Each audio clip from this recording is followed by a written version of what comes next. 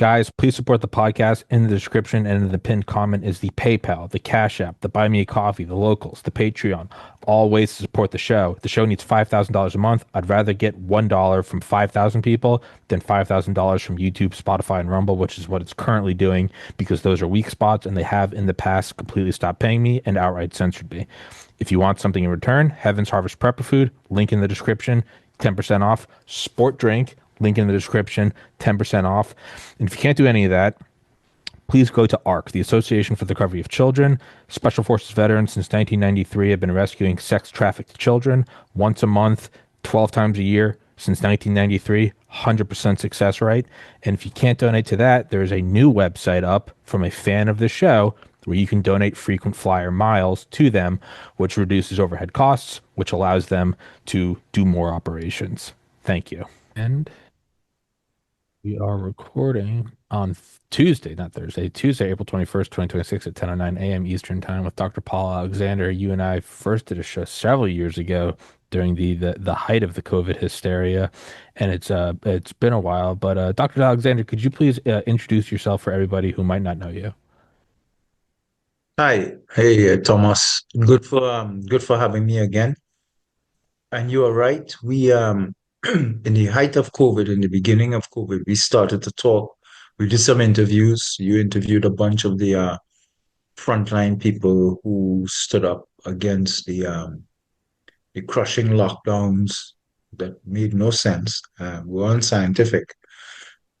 Actually killed a lot of people. We were arguing against the vaccines given the limited, no research really on the safety and effectiveness. And you came along, and while we were being cancelled and mothballed and blacklisted, people like myself, McCullough, Hodgkinson, Frosty, all of these people, you gave us a voice.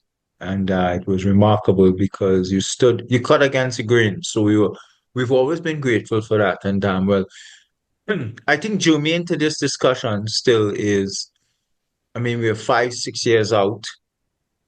Um, so around 2019, at that time, I had just finished a position. I was working at IDSA in America as a training the doctors and surgeons on how to produce clinical practice guidelines. That's the Infectious Diseases Society. It's headquartered in Virginia. And at the same time, I was consulting with WHO in Geneva as actually a pandemic advisor, doing preliminary work around pandemics and setting up some training programs for the different WHO countries, low and middle income principally.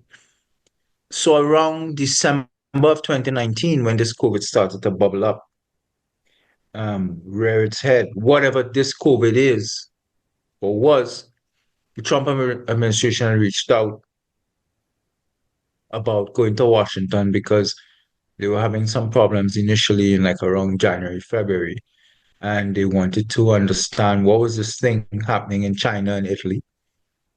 And they asked me to come to Washington, and I ended up there in around April. The task force had already been struck with, Fauci, Birx, Redfield, Hahn, all of these people. And my job, so that the viewer would understand again, was um, Alex Azar, who was the prior Secretary of Health and Human Services, held the position that RFK Jr., Robert Kennedy Jr., holds today. So, same position, Secretary of Health and Human Services. It's on Independence Avenue, just opposite the Capitol building. So, my role was as an advisor to Azar and his assistant, Caputo. And as a senior advisor, so it was as if I were working with Kennedy now, I'd be a senior advisor to Kennedy. And so that was what I did throughout Trump.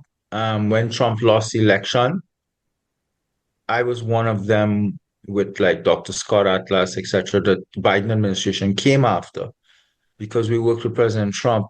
And at that point, they were trying, if you remember, we started with Biden administration in 2020, 2021. They were going after Trump on everything possible. and COVID was one of them on medicine and health. So they wanted us to come in and testify and just find something negative on Trump so they could have gotten Trump. It was really about destroying Trump. So it was very difficult because people like myself were mothballed because we worked for Trump. It was fascinating. I couldn't get off my feet post Trump because I worked for Trump. Like the WHO told me straight. I pivot back to them and say, Trump is gone. The administration has lost. Um, I would like to return back to WHO, and they told me we can't because you worked for Trump. They were clear about that. Um, I was, two companies had approached me to consult for them. And as I was beginning, I didn't even start maybe a first day.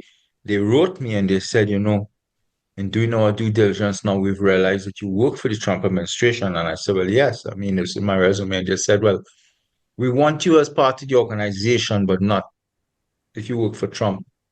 Not at this time. It won't be a good fit. So those jobs were rescinded and have been very difficult since. So what I did was, I decided, as I tried to get back into gainful employment, to consult with, when I say support, many global groups. I started my own Substack, but basically still speaking out. And that's what we were trying to keep busy.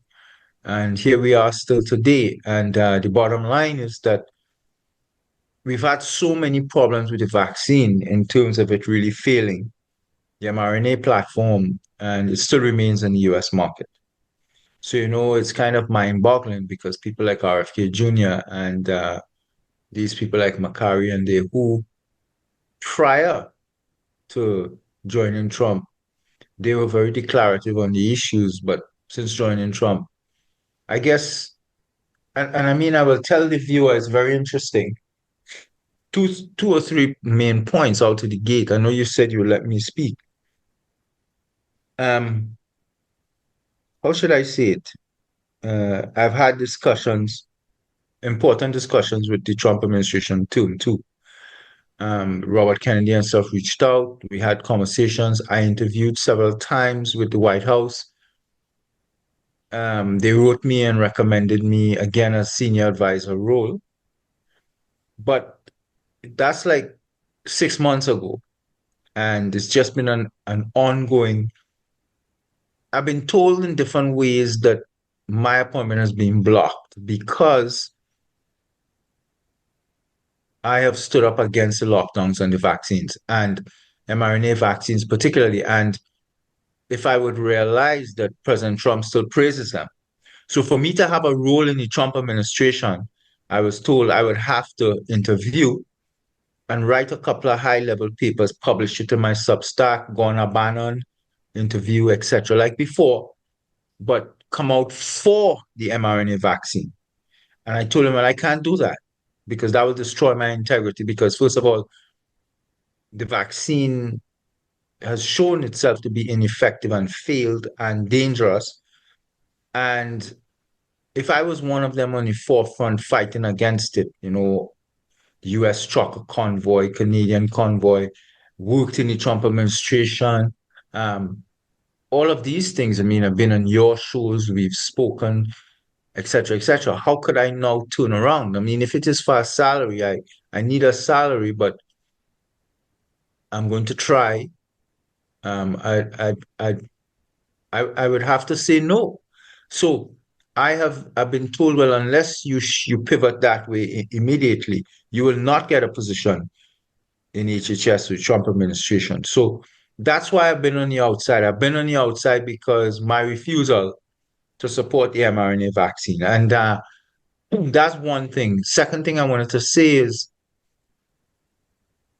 um, if we look back at a 50,000 foot level now, and I mean, you have become much more mature in not just your interview and your podcast, but your understanding of things. Myself too, because we evolve as more information. What I'm trying to say is this: we dodged a bullet with this COVID. I have argued people like JJ Kui and they in line with that camp, that this may not have even been a coronavirus. That's what was presented to us. Okay, this could have been a toxin or poison or chemical, something that provoked these kind of pulmonary respiratory type breathing difficulty symptoms. They put coronavirus, they gave it that face.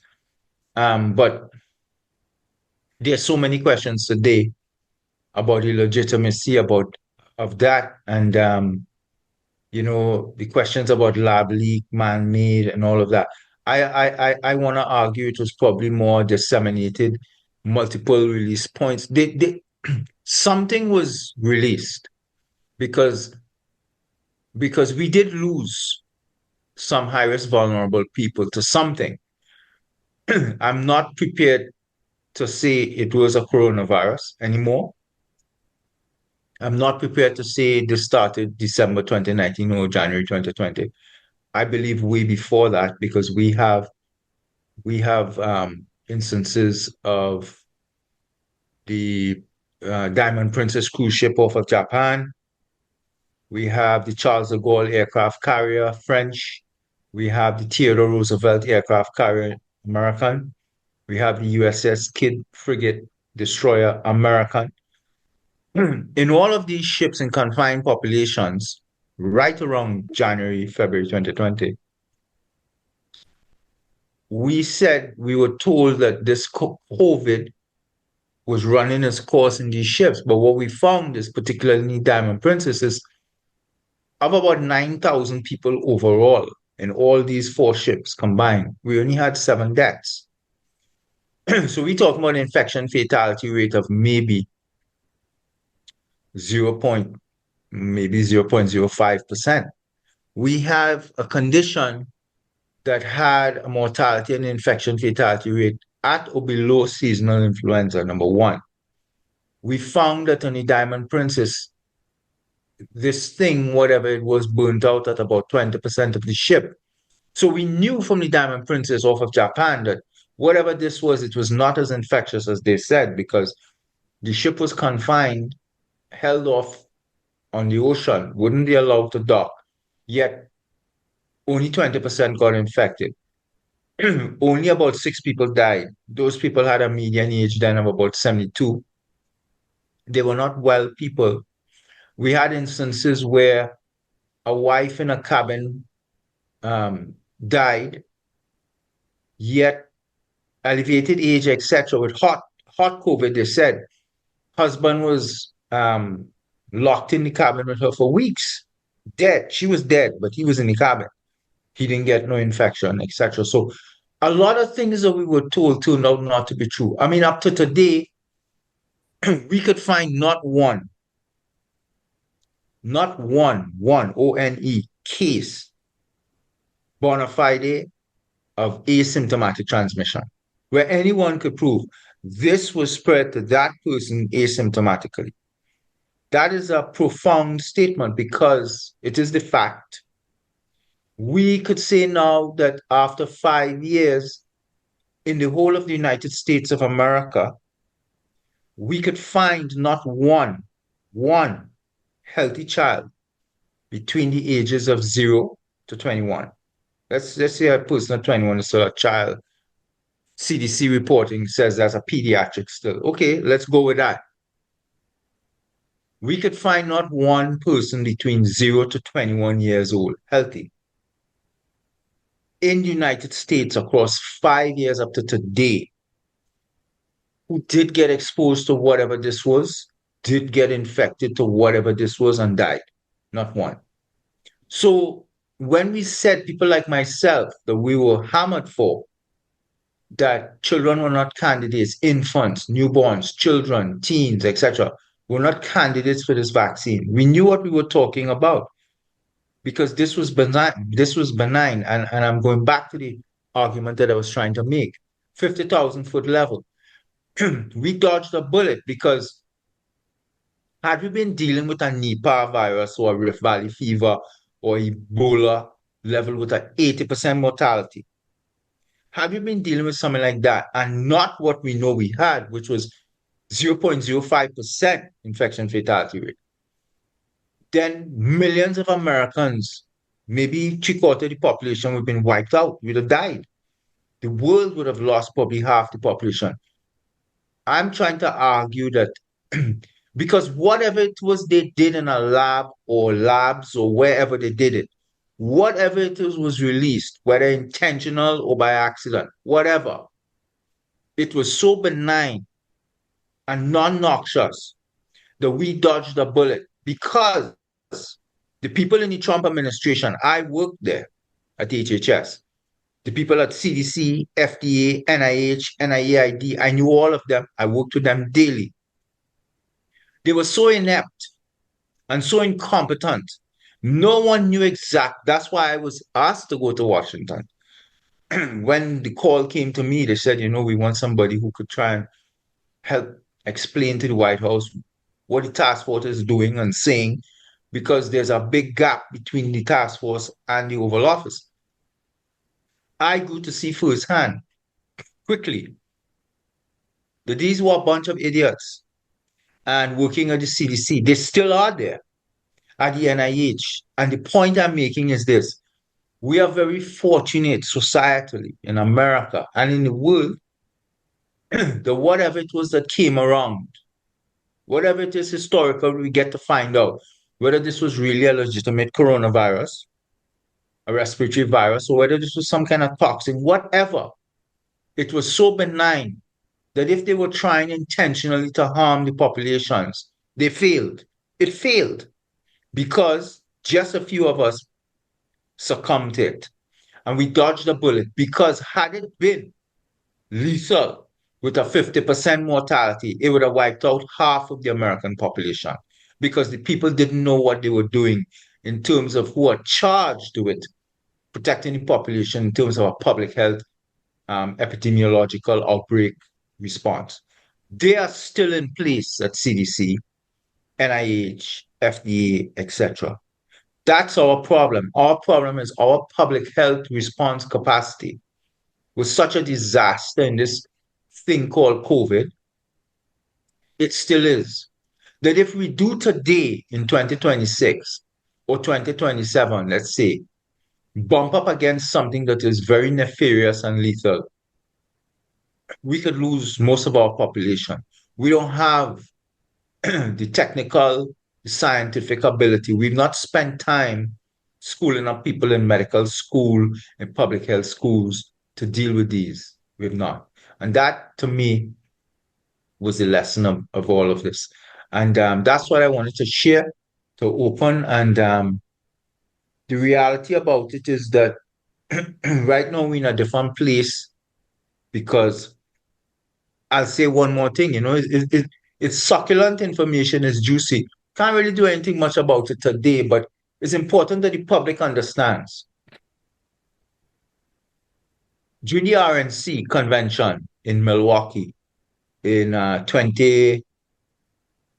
just before the election to re-elect President Trump the second time, the Republican convention was in Milwaukee, and people reached out to me and said, if you come to Milwaukee, we'll give you a 4-minute slot on the stage, and we will figure out maybe by Wednesday of that week, you will come on, speak a little bit about your background, what you did at the HHS, praise President Trump. Well, of course, I actually like President Trump, and I would have.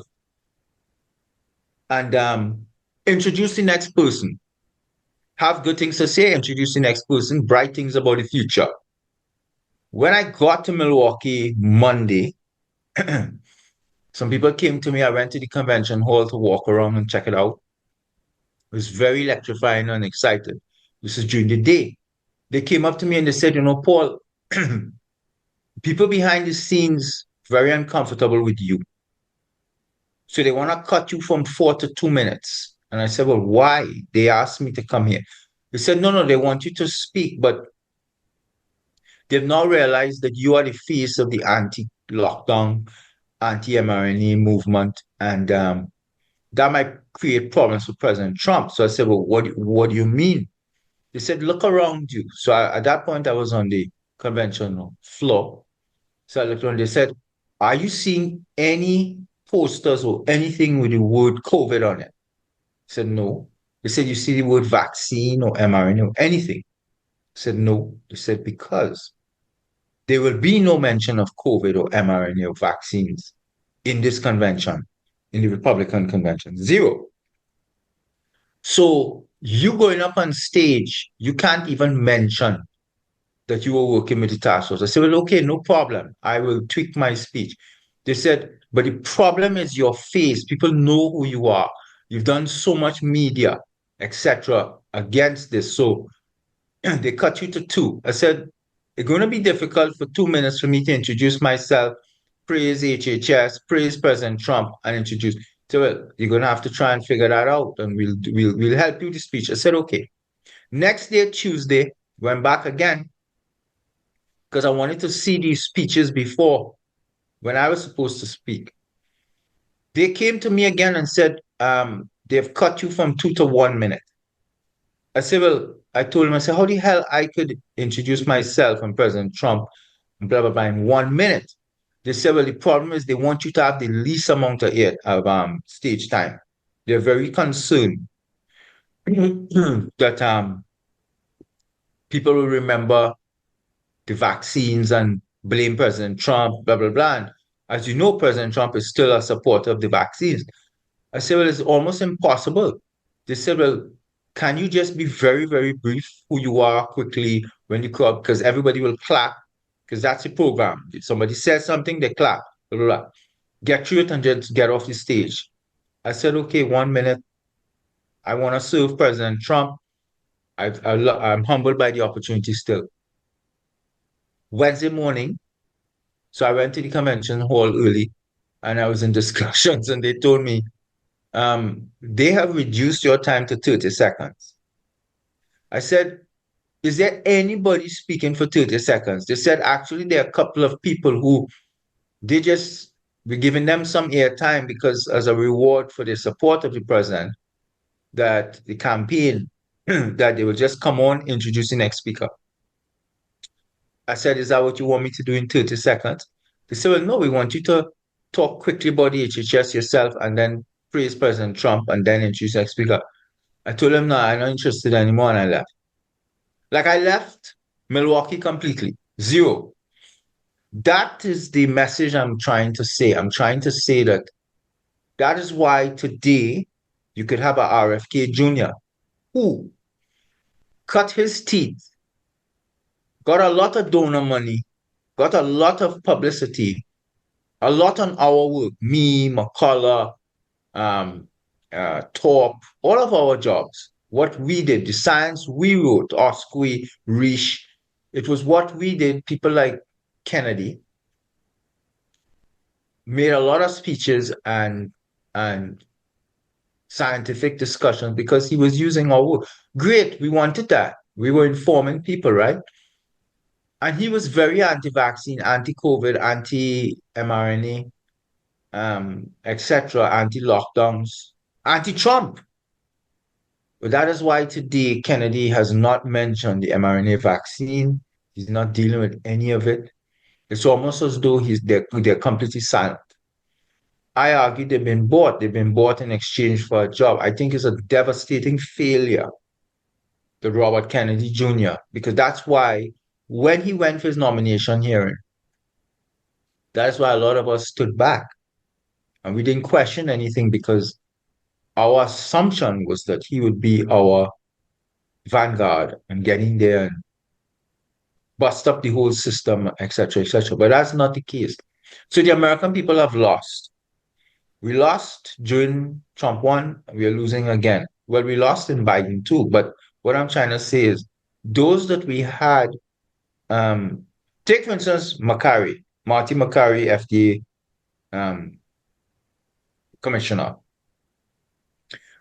At the height of COVID, Fox called me twice to go onto Fox with Makary, and me and Makary appeared together talking about the vaccines in kids, why they were not needed, blah, blah, blah, blah, blah. Makary is now the commissioner of the FDA. I know Marty, he's a friend, but I'm devastated that the children vaccine is still there. Just recently, The FDA approved the Spikevax mRNA vaccine for children 6 months and older, Moderna vaccine. How come? How come you people have gotten into these positions of power, yet you've gone silent?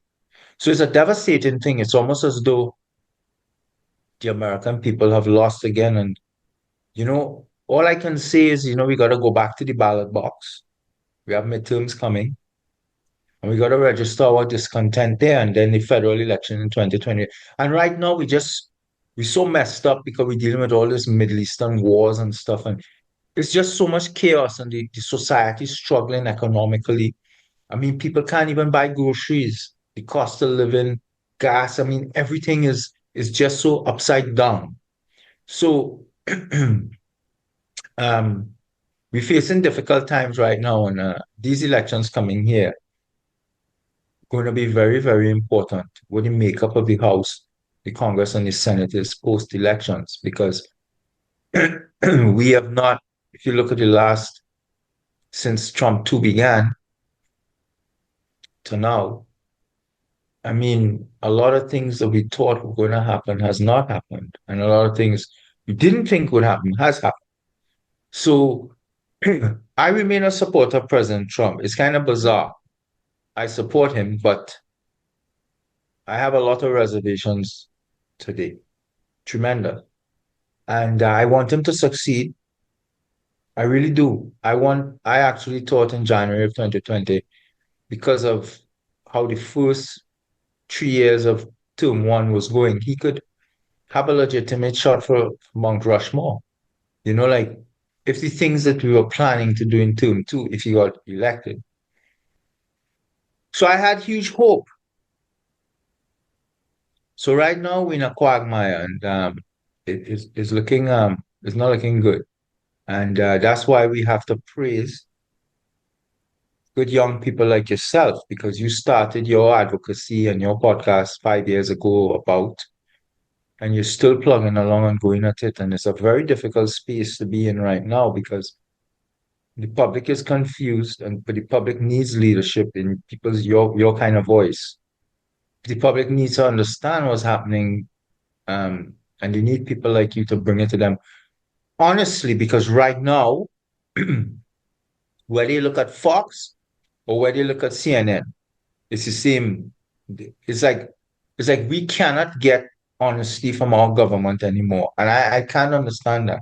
All we want is somebody to tell us the truth so that we could be informed and we can make decisions. But so my hope, boy, Thomas, is that in the young people coming up, the young ones, those in primary school, high school today, that they have some good, strong Americans, Canadians, British, whomever in this world, but I'm in America, who could take leadership roles and really help fix this country because the country is broken right now. It is. It's we're like a ship that's listing. And I'm very appreciative that you allowed me back onto your show. I was talking to my friend Roger Hodkinson recently, and he was telling me that he did a show with you recently. It was a good show. And when he mentioned you, I said, "Yeah, I've been on Tommy several times." And I said, "You know what? Maybe I might reach out to Tommy and see if I could go back on the show. I know you've become much more popular now and stuff. So, but I wanted to thank you for your work and for you remaining in the fight because, it's quite easy for people to give up and say they can't make a change, but you have you've held on and you know that you are making a change. Even if small at a time, eventually it will pay off. So that basically is like I started a small gifts and go. Well, not me, Ted Kuntz from Vaccine Choice Canada. He Hodgkinson and myself was talking to him and because we were struggling, and he said, he will help us set up a gifts and go page. So he did for Roger and he did for me, and just to help us, reach out for some help and stuff. But so that's it. That's where I am right now, and I'll be honest, Tommy, whether I'm in Toronto, I go to New York, Miami, wherever, any airport, I'm walking, I'm in the city, anywhere, Caribbean, UK, people walk up and, I didn't understand that even people who seemingly going about their business and quiet, they were so impacted by COVID and what we went through. And really and truly, I don't think it could really, some people say this war with Iran and the bombing and stuff is the worst thing ever happened. I think historically we look back and realize what we went through for the 5 years under COVID was so draconian and drastic and wrong that when we look back, we realize that mostly everything about COVID was not true. And how did we get there? And how did we just fall in line, lockstep, and comply? And how did our governments respond when they figured out lockdowns weren't working by locking us down more and even harder? How did they do that? How could they mandate a vaccine and force us to take it when, as soon as the vaccine came out in February 2021, the data that CDC reported showed it was not stopping transmission. Therefore, it meant that if something doesn't stop transmission societally, it's a moot point. There is no mandate because it has no societal social good. So everything they did to us was just not unscientific and wrong. I remember when I was at HHS, when I'd first come there, Redfield and Fauci and Burks and all of they and Han, and they all had offices in my building because our building at HHS connects directly to the Capitol underground as a train and stuff, so that the senior health officials, the secretary could flash over to the Congress quickly for hearings, probably meet with the president if he comes to the Capitol. So Trump in term one demanded that Fauci and all of this set up sub offices in my building, HHS, which was across from the Capitol, because they had to do this podium every day, this task force thing. And we were doing it either at the base of HHS, first floor, or in the Capitol building, or in the White House. So I remember one day Redfield had come in talking to my boss, Caputo Aniza. And when he was done, I was in the meeting. Um, I walked with him and his entourage back to the elevator to take the car to go. And while standing up there is an interesting discussion. I've written about this. I said, Dr. Redfield, because we became friends because he was there. Well, he had to be there every day to go on the podium. So I said, Dr. Redfield, can you send me? We had that relationship at that point. Can you send me the studies that you all looked at? Because I'm a scientist and I'm an evidence-based medicine person. I want to actually see the data that you guys used to decide on the 6 feet social distancing rule. So at that point, businesses were closing down. We had business owners in America committing suicide because their businesses were failing. They couldn't pay mortgage. They were losing their house, their business, firing all the staff. I said, I want to see because this has reshaped our lives so much. Can I see the data? And he stepped into the elevator and turned around and looked at me because I was out the elevator looking at him. He had his secretaries, two of them, and one other person there. He looked at me and he chuckled and he said, "Science, Paul." So I looked at him and said, "Yeah, Dr. Redfield, can you tell me the elevator started to close?" He said, "There's no science. We made it up." And I looked at him and I said, "Made it up?" He said, "Yeah, we made it up." And he said, some wanted 3, some said 9, some said 12 feet. We found 6 feet sound most reasonable. So when he told me that, I wrote about this. And the press hammered me as to how I could come up with that. Redfield would have never told me that. Turns out, right after I wrote it, Scott Gottlieb, former FDA commissioner, in an interview, he said the 6 feet social distancing rule he found out was made up. And then Fauci, last year, they've dragged him into Congress in a hearing. And in congressional hearing under oath, he said it was an arbitrary number that we just took out of the air. Exactly what I said. Now, can you imagine, Thomas, Many people died, took their lives because they couldn't cope with a 6 foot. You couldn't operate your business. You couldn't, schools were shut down because the kids, all kinds of stuff we did over 6 foot social distancing rule that had no scientific basis. None, zero.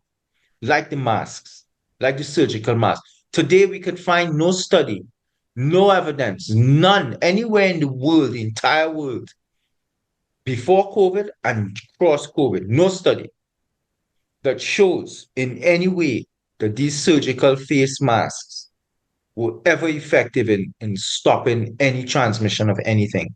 It was all a failure. Everything about COVID was wrong and false. Yeah. It's And that's the legacy. yeah. If you could send me that Give Send Go, I'll put it in the description. And I'll also put your Substack in the description. And I made a note. I'm gonna try to get you on another podcast that's bigger than mine if you'd be interested in that. You mean like somebody who does your work?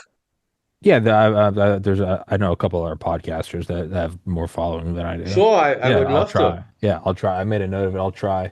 I'll message them after my next show. Um, I know you have a hard break, so I don't want to keep you. no, you're good. I gotta hop out. But I was gonna say You have thank anything you. you want to ask me? I But we don't have time. I don't have know. time. I don't have time right now. Um, Send me the gifts on Go. Send me the Substack. I'll put them in the description. I will send you this episode, and I'm going to email you after my next show and try to get you on a bigger show than mine. That I know that they'll platform you. All right. All right, Dr. I'll do Alexander. that. Yes, sir. Dr. Alexander. Thank you for your time, sir. And yeah, I'm not that my show is not too big for you, dude. You were there with me in the beginning. You always have a slot on here. You do. Yeah. I'm Listen, not gonna turn my back on you, I'm dude. I'm gonna put up your this episode two on the stack. But the thing is, I want to end by saying to your listeners, it's not really me. Don't even support me because Tommy will give other people time. Support his podcast. Support him because when we legacy media blocked us and refused to let us speak because we were sharing the real science on the fraud of COVID, he stood up. So you need to understand who you're dealing with and please support him first. Thank you. That's all I'll end. Thank you very much, sir. Thank you, Dr. Alexander. Thank you so much for your time, guys. Thank you for watching. Go support the good man in the description.